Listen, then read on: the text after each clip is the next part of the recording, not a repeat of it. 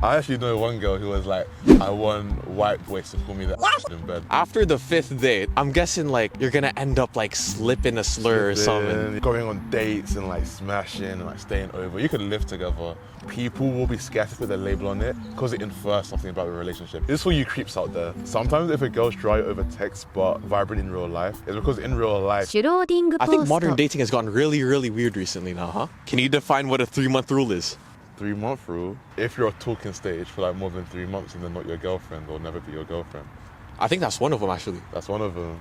I don't know what the other one is. What's yours? There's another 3-month rule where it's like, you can only really know what a person is like after the first 3 months. I can't lie, they should make that like the 1 year rule. Because 3 months, you can mask like a lot of bullshit really easily in 3 months. Can you? That's not too long. Especially like modern dating where like, if you meet on Hinge or something and you're maybe meeting like once a week.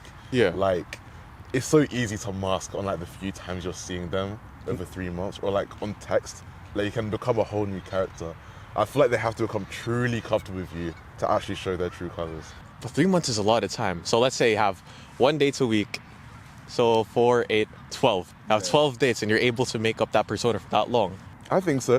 And I really don't think they're even making up the persona. I think they're just presenting themselves how they truly want to be seen to you. Yeah. Like, they don't know that they're faking it or like hiding like their red flags and stuff. They just want to be the best version of themselves for you. For them to present that, they hide the red flag just to make themselves a bit more appealing to the next partner though. Yeah. So it's like, let's say my red flag is I'm a raging racist. And let's say I'm on a date. Isn't that true though? Let's say I'm on a date with a black girl. It's like, after the 5th date, I'm guessing like, you're gonna end up like slipping a slur or something. Yeah. You're gonna end up saying like a chicken or watermelon joke and then she wouldn't appreciate it. Yeah. I mean, some girls appreciate that. I actually know one girl who was like, I want white boys to call me the N-word in bed. Would you ever do it? What? Get with a racist? Now, are you into race play? No. Nah? No. Imagine what my ancestors think looking down at me. You know, sometimes I'm on my toilet and I'm taking like a crap and I'm like, I wonder if my ancestors are watching right now. So like imagine like you're in bed and like a girl's calling you the N-word and like your slave ancestors are just like, what the fuck? What's a talking stage? It's when you're talking, isn't it? You're like wooing each other. Yeah. I feel like talking stage is some modern wooing. It's like courting someone. That's the talking stage. It's when you're like singing them a song type of thing. Singing them a song, Romeo and Juliet, out the window. You know what I mean? So with that, what's a situationship?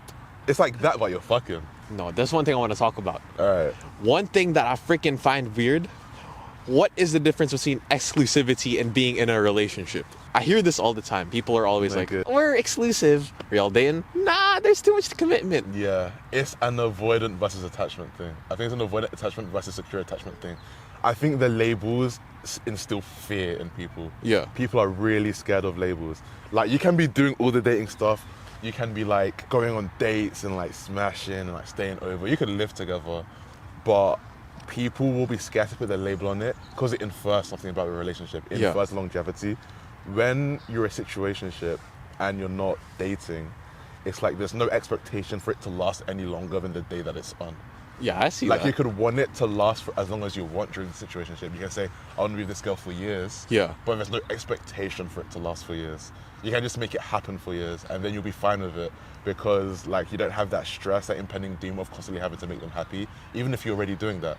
But when it becomes dating, the expectation becomes materialized. And then it becomes scary. It's basically going to be like a whole contractual agreement being like, yeah. It becomes a contract like, no, it has to be done. It's not just I want to do it. Yeah. It has to be done for the sake of this relationship. Yeah, because like every time I hear somebody saying, yeah, we were exclusive, we were seeing each other, but it didn't work out. Yeah. It's never that deep. You're only going to be like, that sucks anyway. Yeah, exactly. But if you hear somebody say, yeah, we broke up. We broke up. It becomes deeper, right? It gets deeper. Even if the events of the relationship were the same, even if you saw each other just as much as if you were dating, the label adds an onus. Definitely. The label adds something to it. And I feel like when people are like, oh, what's the point of a situationship?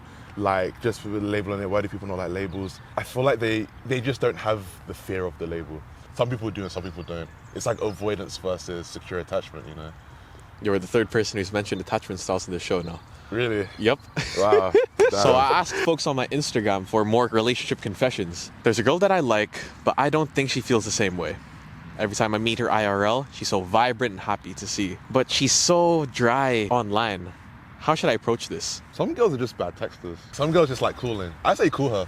She dry online, like over text and stuff. Like some people are just bad at texting. Like, you know, they don't got the source. Maybe they're not on TikTok and they don't know all the inside memes and like the emoticons to use in the text. They don't know about chop chin. They don't know about chop chin, bro. They don't know about locked in alien. So it's like we're recording this in February. We're recording this in February. Bro, they don't know about chill guy, you know. Like sometimes they need a call to like simulate real life better. But there is also a chance that in real, actually, this is for you creeps out there. Like sometimes if a girl's dry over text but vibrant in real life, it's because in real life she feels pressure to be vibrant because you're right there in front of her. Maybe in text it's like she genuinely just doesn't like you, so she doesn't want to put in that effort. So she's just forcing her whole persona every time she's there IRL. Which a lot of people do. It's a common thing to like mask being extroverted outside. Yeah. Especially when the consequence of like your relationship is right there. You kind of just have to fake it till you make it. You have to fake it. But then, you know, don't let that scare you. Like if you like the girl, like go for it, because it could just be that she's a bad texter. Give her a call, and if she doesn't pick up, then you know, just give up. It's ropes, bro. It's ropes. If you don't pick up, or if you pick something and she's like, what do you want? Like, it's ropes.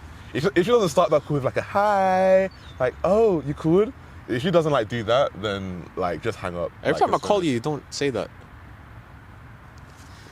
Bro. I recently just got out of a 2-year relationship, and I need help on how to get over it. IDK why I'm asking a random Insta page, LMAO. Got out of a 2-year relationship, did he say? Yup.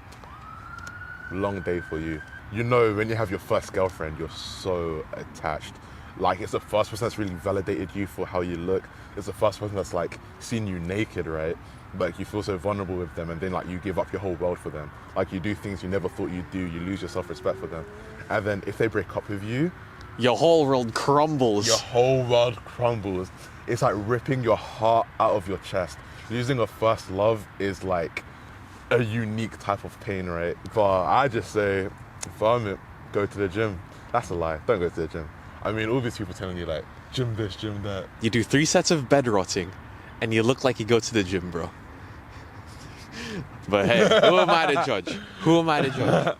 But, I mean, go to the gym if that's what suits you, but you just gotta work on yourself. You've gotta show yourself that there's more to life than this girl, and work on the things that you like. So if you can't be asked to go to the gym, work on your hobbies and prove to yourself there exists more to you than this person. I'd say give it time. It's gonna suck, and you have to learn the suck, and you have to enjoy the suck. Yeah. Because you're sometimes gonna miss that feeling of climbing up a hill, you know. But, or you can also sleep around. Yeah, that's an option. Yeah, but that doesn't really fill the hole with virtues and possible self-improvement that you can get. Yeah. Because you're gonna come out of it on top afterwards, right? If you work on or yourself bottom, in a if you're healthy into way. that. If you work out in a healthy way, you'll come out of that breakup such a stronger person, so much more secure, and you'll love yourself a whole lot more. So maybe it's just a character development thing. Like, it's a blessing in disguise. The way my mom sees it, if something didn't happen, it was never for you. Damn, Mama Angela spitting. I'm saying. Mama Angie, Mama Uncle Angie. Well, Mama, you know she sometimes watches the videos. Really? Yeah. My mum saw one of, oh no, the video where I was talking about wood green. So I don't know if you guys have seen like a previous video that we did where I was talking about how wood green is the worst place to live in London, and like the story of like me going out at 2 a.m. and being chased by some random man. My mum saw it. She was on the TV. She was on the TV and it came up on the suggested shorts. And then she watched it and then she came up to me and she was like, is this you? Like, why are you going out at nighttime? She was like, why are you coming out at 2 o'clock at night in London? You're gonna get killed. And I was like, oh, fuck. I'm just grateful she didn't see the other episodes because it was low-key worse. I said some really bad stuff. I remember that's how my mom found out I had a girlfriend. Through the YouTube, yeah. Because I remember I was just chilling in my room and then she randomly called me out of the blue. She's like, yo. And then I was like, yo, what's up? No way. Who's the girl that you're talking to, bro? You have a girlfriend? And then I was like, maybe. He's like, oh, hell no, don't you lie to me. I saw your YouTube, bro. Oh. And I started laughing and I just ended the call. Why are my parents able to see it now? It's really weird. Yeah, it's really weird. You're really out there. There's a video of me ranking, top engineering degrees. People in university have come up to me about it. At least 20 people. Lecturers even messaged me about it. For some reason, it's just reached all the right people at my school. and like people are like saying that was so funny or something. Some people are hating on me. Like some of my civil engineering friends, I ranked civil engineering bottom of the list. They came up to me and they were like, "Oh, like you hating on my degree?" And I was like, "Yeah," but they just found it funny, really. They just found it funny. No real beef. I just moved to a new city, and I find it so hard to make friends outside of work. Yeah. What should I do? It's like the free places thing, right? The third space. Third space. Yeah. Like, you gotta go somewhere where there's people. There's three main places for like a functioning, healthy social adult to like go to, right? Yeah. There's like your workplace, there's like your home, and then there's a third space. And the third space should be somewhere where you can meet people socially and you don't have to pay to be there. That's the big point. Like, it shouldn't be like a bar or like a club. Like a park. Like a park, you know? Yeah. Somewhere you can meet people casually and talk to them, and like there's no like cost involved. Like, it's just somewhere casual you can go. And of course, in like current society, third spaces, they're few and far between. There's nowhere to go to meet people. Like, it's a loneliness epidemic, as they say. Like, the only place to go to meet people are like bars and clubs, and then you're always drunk. There's and then... Discord. That's Discord, guys. That's Discord. Nice one, Uncle Angie. I would say if you got the money, just go to bars. You don't even have to buy a drink. Get some water and see if you can meet people. Just start talking to people. Because people are a lot friendlier than you think. Yeah, like, I agree. Usually when you're tentative to talk to people, it's all in your head. Because people usually want to be talked to. Like, they're at the bar trying to socialize the same as you. Like, you don't have to think they're going to judge you. Because if someone came up and talked to you, you'd be happy. You wouldn't be judging them. Because you're getting acknowledged. You're getting acknowledged. You feel real. But I think it's not even about like the lack of third spaces. It's just like how society has developed as a whole. One thing I was thinking is how did people back then meet their wife? They don't got Hinge back then. They don't got Tinder. They just see a pretty girl and they're like, "Hey baby." I don't know if you've seen this film, Hacksaw Ridge. It's like this war movie. He like goes off to war and all of that. But before he goes to war, he meets his wife through the hospital. Like, some person gets injured. He goes to the hospital to help them because it was like his friend. Yeah. And she was just a nurse at the hospital. And they just get to talking. He like rizzes her up. And then there you go, they get married. And I'm like, how often does that happen now?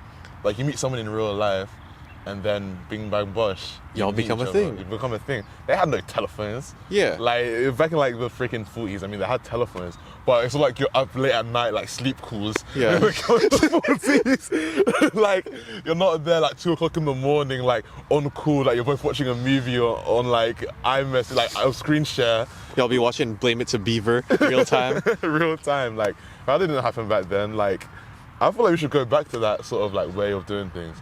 Like, I feel like we're too comfortable with that technology giving us ways to be intimate from far away, which makes it harder for like real human connections to form.